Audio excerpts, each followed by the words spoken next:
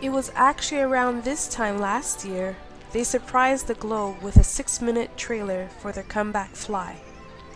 This trailer, Departure, acted as the prologue to a full-length story.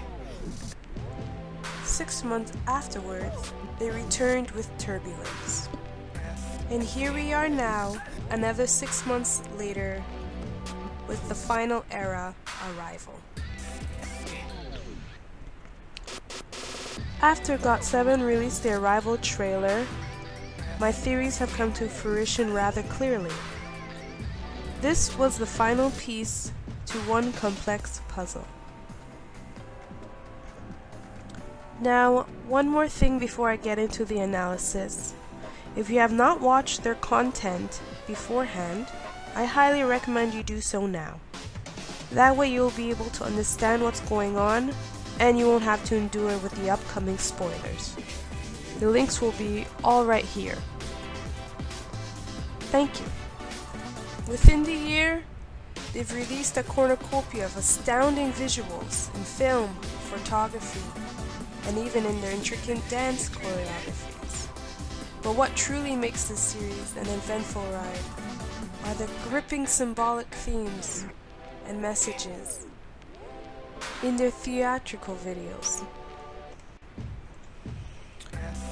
With such amazing aesthetics, GOT7 produces a beautifully tragic story. A story that deserves to be deconstructed into several parts before saying the final farewell. Thus, let us climb aboard on GOT7's journey and see where they take us.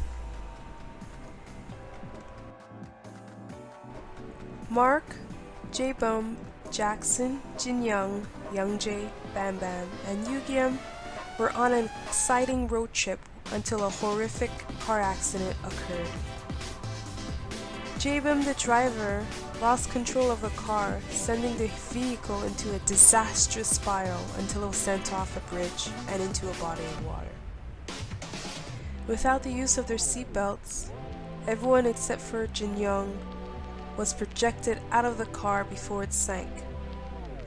As 6 of the members met their tragic end, they transfigure into ethereal beings who do what they can to save their precious friend Jinyoung from death. This is also the story of GOT7 dealing with transitional periods, facing terrifying challenges and overcoming obtrusive obstacles in their lives in the K-pop industry.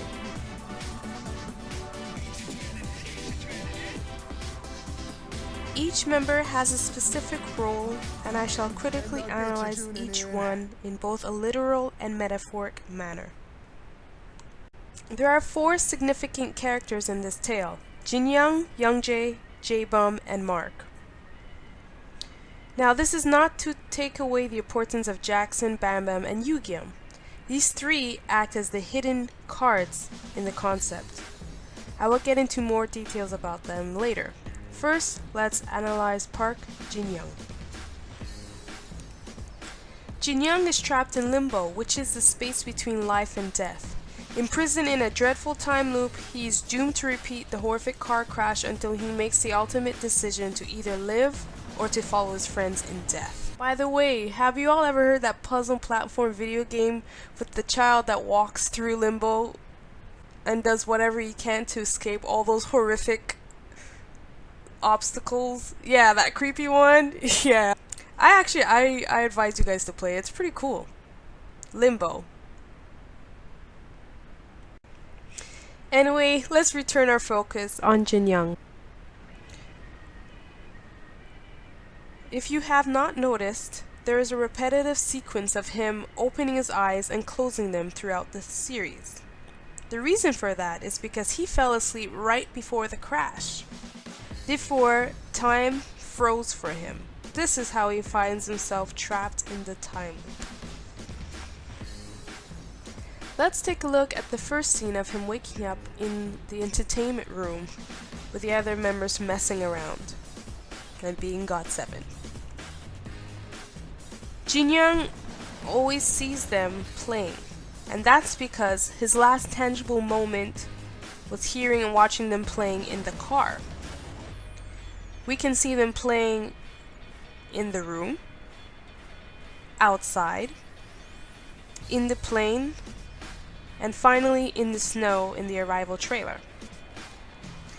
It's important to focus on this specific scene because it is the beginning of his damnation.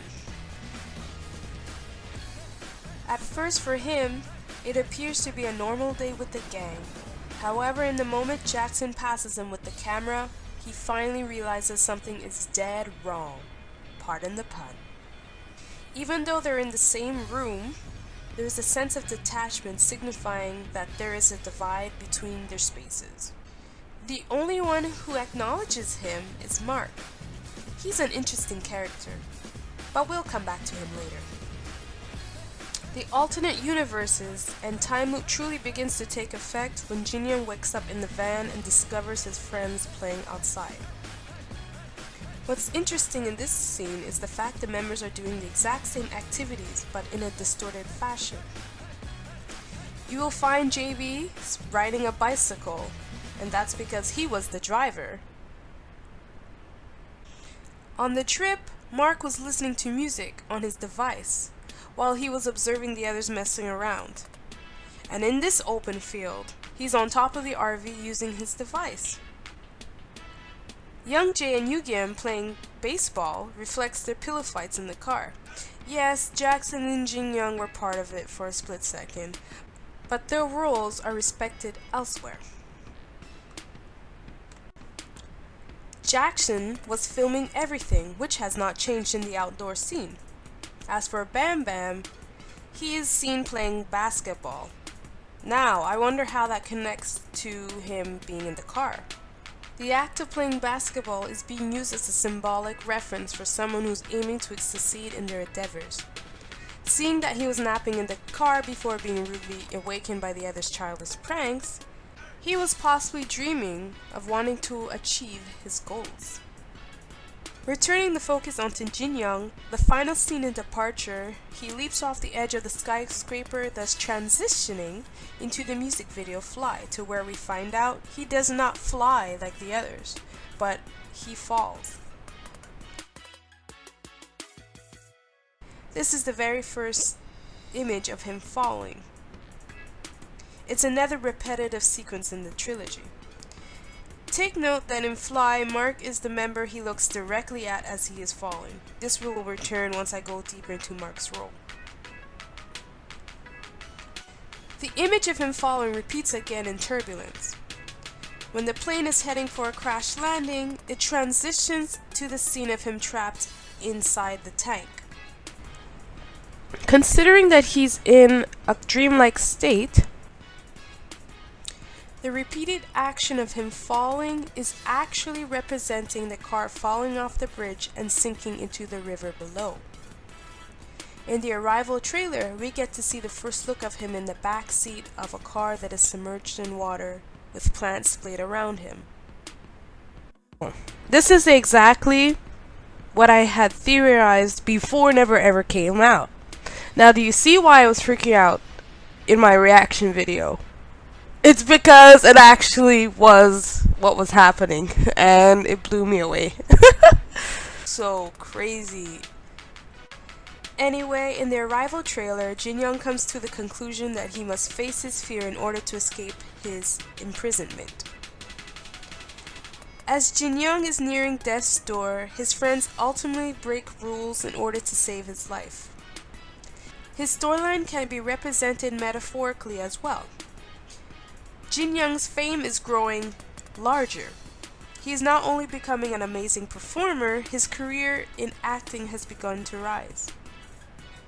Although his advancement in the industry seems scary to delve into, and the pressure is stifling, he knows he's not alone. His friends are always right there behind him. You're doing a fantastic job, Jinyoung, and we are all so very proud. So don't worry. Well, that's the end of Jinyoung's analysis. Don't worry, this is not the end. There's still so much more. He connects a lot with the other characters. But this is the end from his point of view. Alright? So now let's move on to Leader J-Bum, aka JB. He is the driver as well as the leader of GOT7. The parakeet that's glued to him symbolizes his spirit.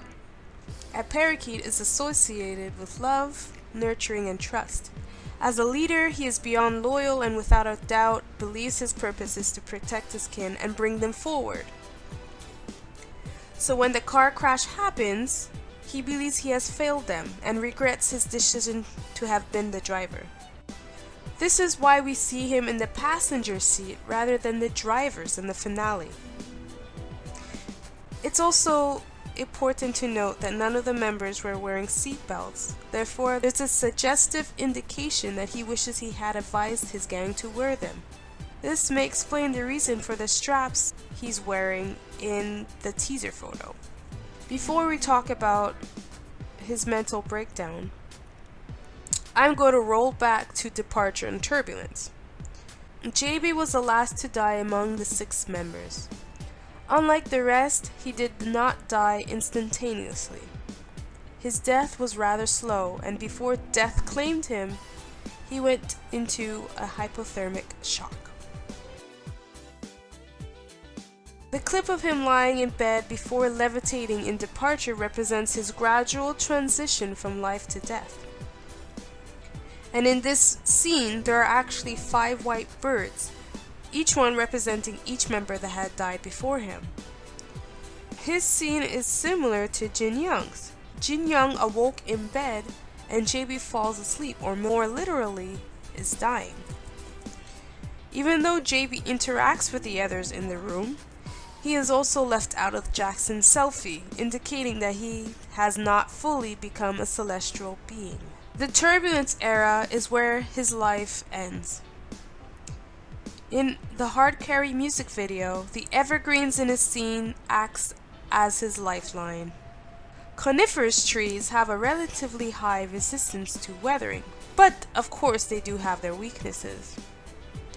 The leaves can turn brown if the atmosphere undergoes a deep freeze before they can produce their own chemicals that will enable them to be more resistant to cold temperatures.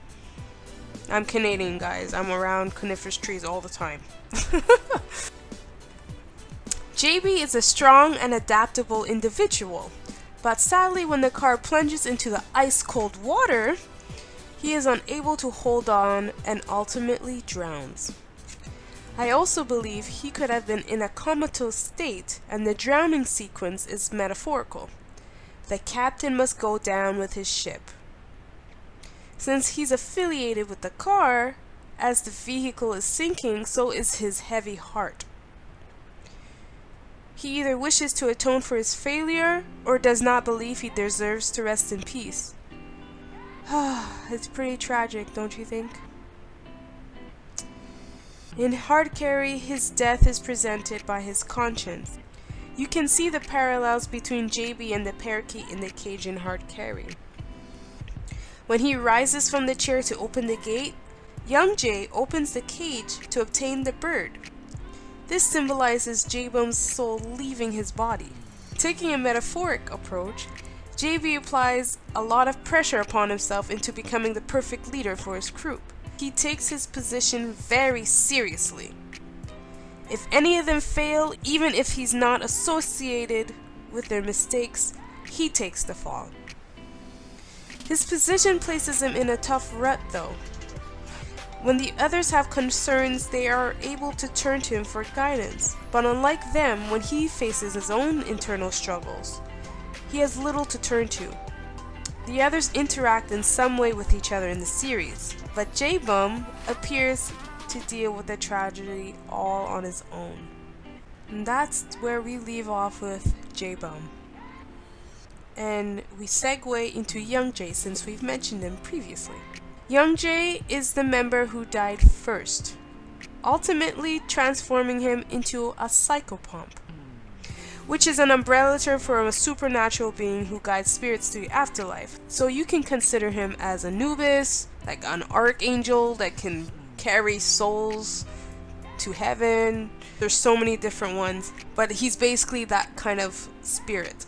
In this case, Youngjae is in charge of guiding his friends. However, he is tormented by the unearthly duty he's been given. Seriously, can you imagine watching your friends die in a horrific way without being able to do anything but lead them to the afterlife? It's depressing. I'd be depressed.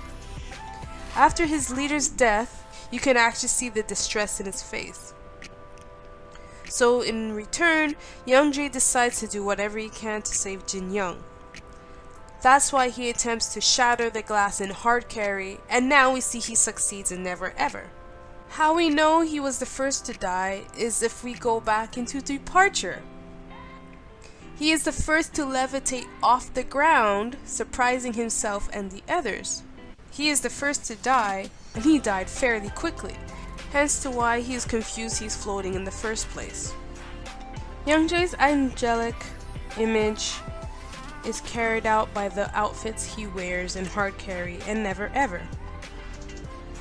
In Hard Carry, the bottoms of his sleeves open up similar to the way wings spread out.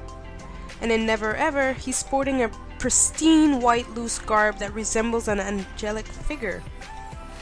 Almost Christ-like, one would say. Seeing that he does not like his new duty, he uses his powers to guide the others to save Jinyoung. His mallet is used as a weapon that is able to break the dividing worlds. When he makes the attempt in Hard Carry, it parallels to the group diving into the river to haul the comrade out. In Never Ever, when he actually smashes the glass, Mark is the one who dives in and appears to have succeeded the rescue mission.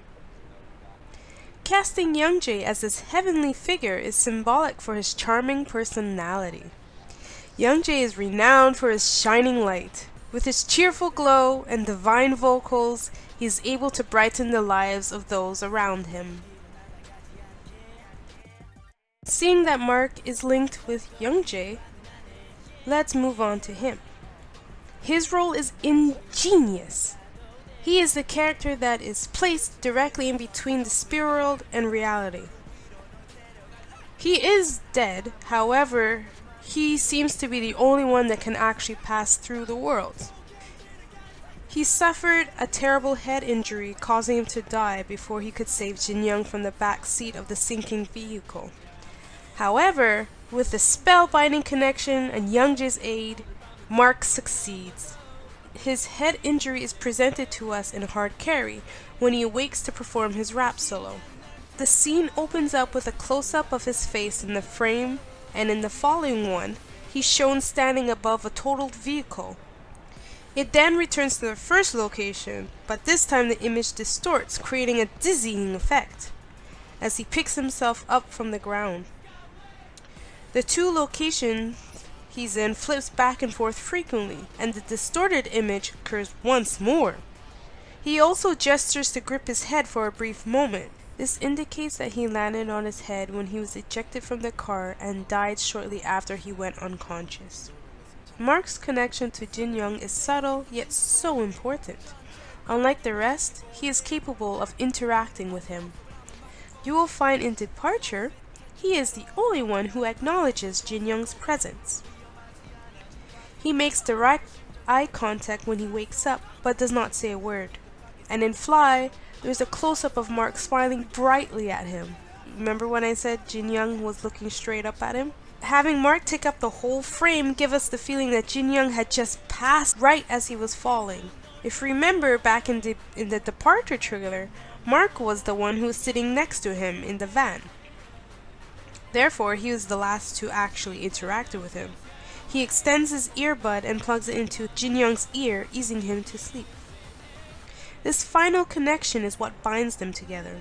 We can actually think of this as the red thread of fate. His earphones are actually red, and seeing that it connects them, it reminds me of the red thread of fate. The abrupt halt in Hard Carry when the five of them dive into the water and grip Jinyoung tightly gives us the illusion that all of them clue in Mark's prominent role in the final chapter.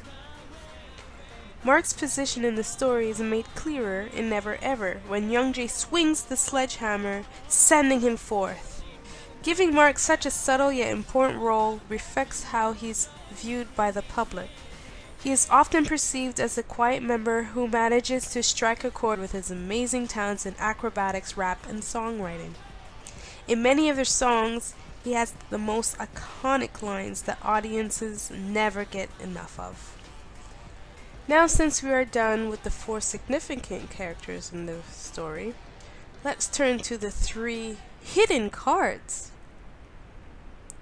The first one I will discuss is Bam Bam.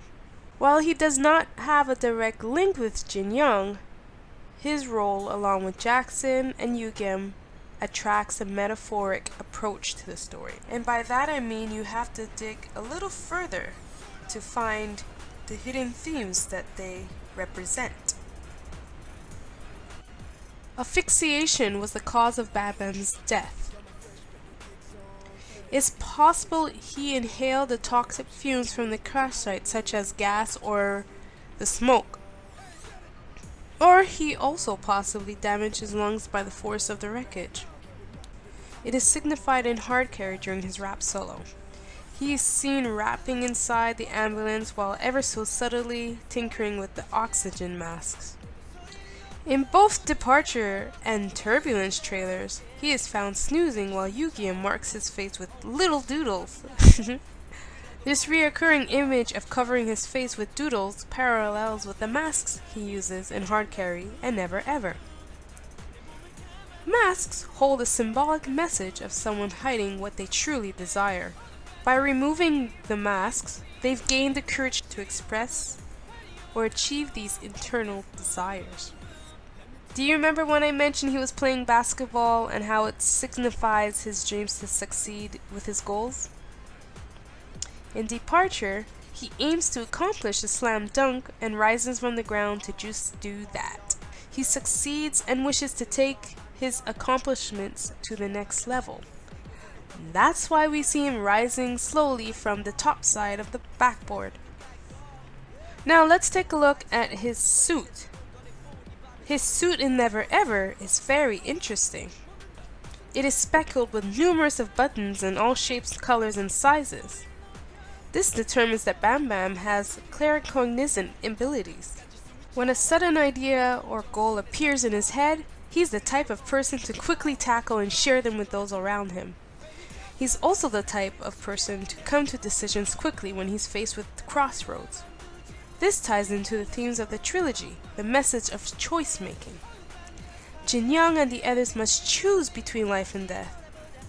And another interpretation is the reality of GOT7's trials and triumphs in the K-pop industry. GOT7 is an experimental group. Even though it's risky and perhaps scary for them to try new things, they face these challenges head on and see where their new styles and images takes them. Coming back to Bam Bam in Never Ever, he is in a museum-like room with a series of encased glass figures also wearing masks. This presents the idea that there are many qualities of Bam Bam we have yet to see shine through. I wonder what he has in store for us. We're going to switch our focus to the youngest member in GOT7, Kim Youngjae. He provides a metaphorical coming-of-age reading in the trilogy. He starts the story with a childlike innocence and ends as a maturing young man. In a nutshell, he acts as a symbol of youth. His childlike aspects appear in the Departure trailer. On the trip, you will find him doodling on Bam Bam's face, throwing pillows, making funny cute faces. In the recreational room, you'll find him dancing, role-playing, and simply messing around with the others. But what really carries the image of his youthful glow is his takeoff down the runway. Running with his arms spread wide open, a bright gleaming grin upon his face, and clothed in an overly sized sweater paints such a beautiful picture of a child wishing to take off like a plane and fly. And that's what he does. Okay guys, the moment when he takes off in the air and he's walking, I can't help but be reminded of Howl's Moving Castle. You know the scene with Sophie and Howl walking above the town? That's exactly what it reminded me anyway. Perhaps it's a nod to the award-winning film. Who knows? It's a great one. You guys should watch it if you haven't. Anyway, let's turn our focus back to Youngjae. His life came to a tragic end when his mangled body had been thrown from the vehicle. In Hard Carry, you will find his scenes are all outside alongside the wreckage of either the plane or the car. Youngjae's maturity rose in Never Ever, not just in his appearance alone, but his skills as a performer as well. He's the one who opens the song with striking vocals and visuals. In the music video, he walks down the corridor in a hospital that eventually leads to Jinyoung's room. The closed doors that you see behind him as he's strolling down the hall represents the actions of him finishing one chapter and opening a new one. Comparing his casual childlike styles from Fly to the sexualized appearance in Never Ever, his countenance can be interpreted as the process of him leaving his childhood behind and evolving into a man. Henceforth, a transitional period. What's really intriguing about his scenes is when Jinyoung's reflection appears rather than his own. Their mirrored scenes work as a form of communication between maturity and innocence. Jinyoung expresses signs of concern while Youngjae is certain of his choices. He wants to grow up. He knows he's grown up. Since Jinyoung is observing Youngjae's ever-quickening transition into adulthood, he wants him to never lose sight of his youth. Oh, Yuki's growing up so fast. At long last, we finish off with Jackson Wang, the cheerful mood maker. He's the member that acts as the glue that keeps everybody together. His persona is personified through the use of his position as the one who stores all the precious moments in his camcorder.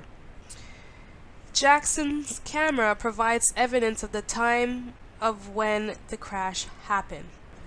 Here's the timestamp in the recreational room. You'll find it again when they're outside. All the time that he's filming, the time never changes. That means they have died at this time. Since his camera has become an extension of his arm, he ends up losing it in the crash, leading to his death. In Hard Carry, the right sleeve of his jean jacket is missing. This provides the idea that he lost his arm, and he died before he even made it to the ambulance. Oh, I don't want to imagine that. That's very sad. In reality, Jackson struggles with presenting additional sides of his personality to the world. In front of the cameras, he's often showing this overt, hyperactive attitude that will brighten his audience, and while he does possess this charming quality, that's not all he is. This becomes a problem. He also wants his viewers to see his normal, temperate side. His role in the trilogy tones down in Never Ever in comparison to the first two releases.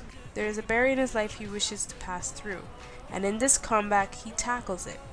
Similar to Youngjae, Jackson's scenes are located in a narrow space closed off with solid walls, giving us another form of a transitional period one is faced with. In a sense, it looks like Jackson is trapped, but the canted angles in his scenes, along with the zooming of his profile as he runs just as the music picks up, gives us a feeling that he's about to do something unimaginable. Paralleling with the car smashing through the bridge's rail, Jackson also smashes through the cement wall. He has literally broken down the barrier in the middle of his path. He sends a terrific message of overcoming any obstacles, even if they're extremely hard to pass through. And there we have it. But just before we go, let's take a look at the few key symbols and references they leave behind. For instance, the plants we see in the back seat of the car and in the tanks symbolizes GOT7's growth in skills and popularity. Youngjae's hammer can be a reference to Mjolnir, Thor's hammer, which has magical properties. When Youngjae uses the sledgehammer to break through Jinyoung's tank, there's a thundering effect of Mark diving into the river. The number 3 appears to be an important figure in this narrative, such as the timestamp on Jackson's camera, when Banban launches his dart at the board and lands directly on the 3. The 3 is also non-physical, such as the trinity of birth, life, and death, the 3 universes, reality, limbo, and the spirit world, and finally the fact that this is a 3-length project: departure, turbulence, and arrival. What's also cool is when Youngjae is racing down the runway, there's a large number 13 painted on the ground, which is actually the date of the last release. It is now we know this entire project was meant to come full circle. Speaking of circles, there is a circular movement throughout the story. The time loop Jinyoung is trapped in, the basketball and the hoop, the Ferris wheel behind Mark, the car that also works with wheels, and again the concept is a year-long project. The cycles overpower the boxes by the strong symbolism that they hold. This is the ability to start things over. If one shall fail, another opportunity will arise once more. In other words, GOT7 sends a powerful message to never give up. They actually do touch upon this if we highlight Jinyoung's words in the Arrival trailer. You know, the part where he says, "When most people fail, they just give up and don't challenge themselves." But he claims he's different, and that he will never ever give up. If we even look at the title of the song, Never Ever, it sends that gripping message. If there's a moment in life when you feel trapped, stand up straight and break down those walls. I also feel that this is the presentation of GOT7's relationship with their global-wide fan base. The fans that they refer to as Agase, which is little bird. If you watch all the videos, you will find this little bird appears in every video, right?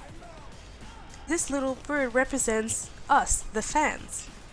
Wherever they go, Agases are more than welcome to join them on their adventures.